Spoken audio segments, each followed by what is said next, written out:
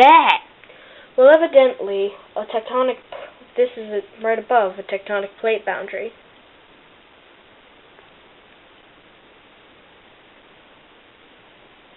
What's that? Well, it's the border of a plate boundary. There are 5 different types: divergent continental, divergent oceanic, transform, convergent continent-ocean, or continent-continent. That's way too many.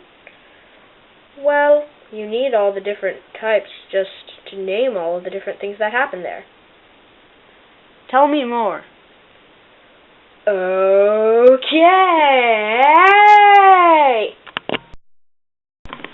What happened? Just a visual effect. Well, first, if you really want to know about the plate boundaries, first we'll start with divergent continental plate boundaries. What's that?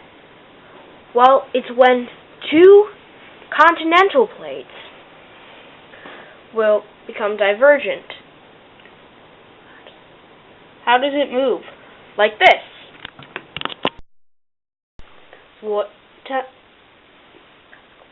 That was cool. What type of faulting was it? It's a normal type of faulting. What are the events and processes? Well, continental rifting and some earthquakes occasionally happened. Why are we doing this again? I'm trying to figure out what type of earthquake happened. Oh. How couldn't I tell? Well, you might find a rift valley. You also can find a narrow body of water occasionally, but not in this example. What types of rocks are found here? Usually igneous rocks. What does that mean? Well, it means that they were formed by lava instead, and just pure heat. Metamorphic rocks are usually formed when there's heat and pressure, and sedimentary rocks form where there's just a lot of pressure. Would you give me some examples? Examples of what?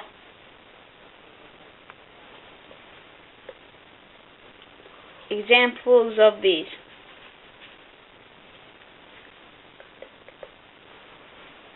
Divergent continental boundaries. There's the Red Sea. Oh. Okay, well, now for the next type. Divergent oceanic. Now, obviously, we're not on an oceanic plate, because the fact that it's water. So, we're not covered in water, but we're just going to say these are oceanic plates. So, yeah, I'll show you how this one moves. I just can't get used to that. Well, you probably will eventually. Well, hopefully, since we've got 3 more to go. What type of fault is it? It's also a normal fault.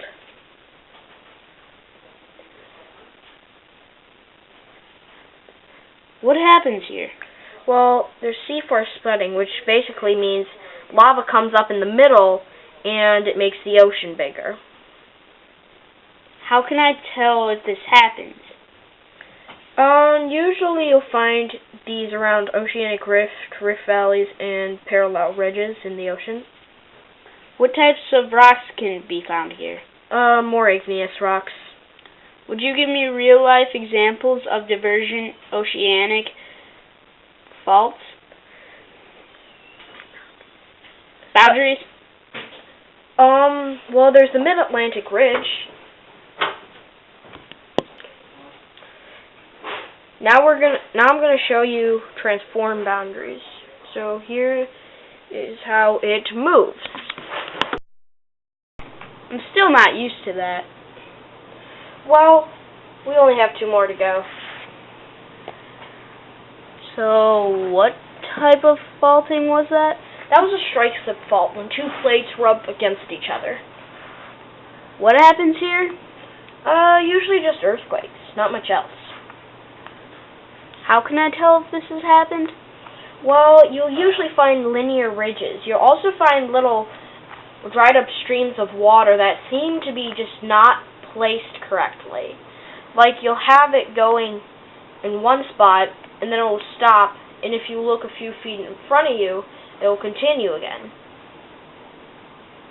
What kind of rocks are found here? It can vary in all honesty. You can find igneous rocks, metamorphic rocks, sedimentary rocks, all sorts of them. Would you give me a real-life example of a transform boundary? Yeah, the San Andreas Fault. Okay, well next we're going to have convergent ocean and oceanic boundaries.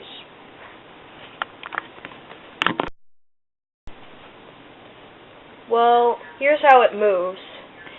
I recommend backing up first, though. Okay.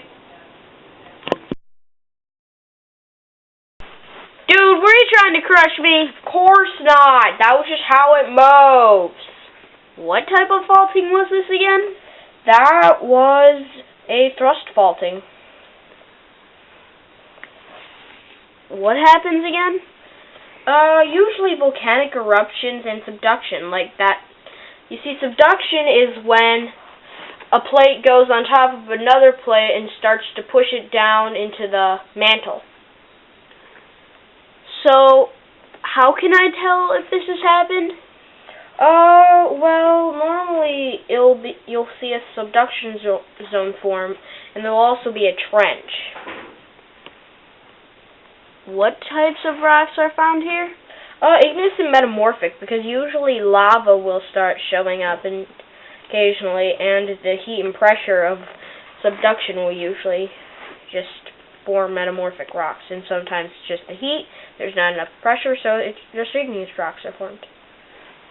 Would you give me a real-life example of a convergent continent-oceanic or oceanic-oceanic fault? The Peru-Chile Trench. Now I'm going to show you a convergent. Whoa, that was awesome! Well, that is because it was a thrust fault, meaning the two plates were thrust up into the air. Because unlike oceanic, instead of subducting, it actually pushes them both up.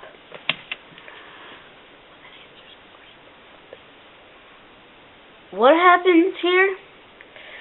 Usually, like you just saw, mountains will form, and also earthquakes. How can I tell that this has happened around me? Well, I mean, obviously, mountains, just as we saw. You'll find long mountain ranges. What types of rocks are found here? Sedimentary, all three actually. Mainly sedimentary though, because there's great pressure on the outside. Metamorphic is found a bit deeper into the mountain, and igneous rocks are found deep, deep, deep inside of the earth. Would you give me a real-life example of a convergent continent-continent boundary? Yes, the Himalayas and the Alps.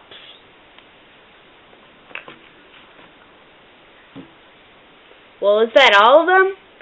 Yeah, pretty much. So, yeah, let's go back.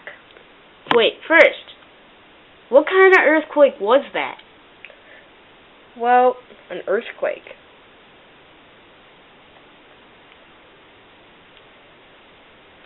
Well, let's go back and see if there are any changes.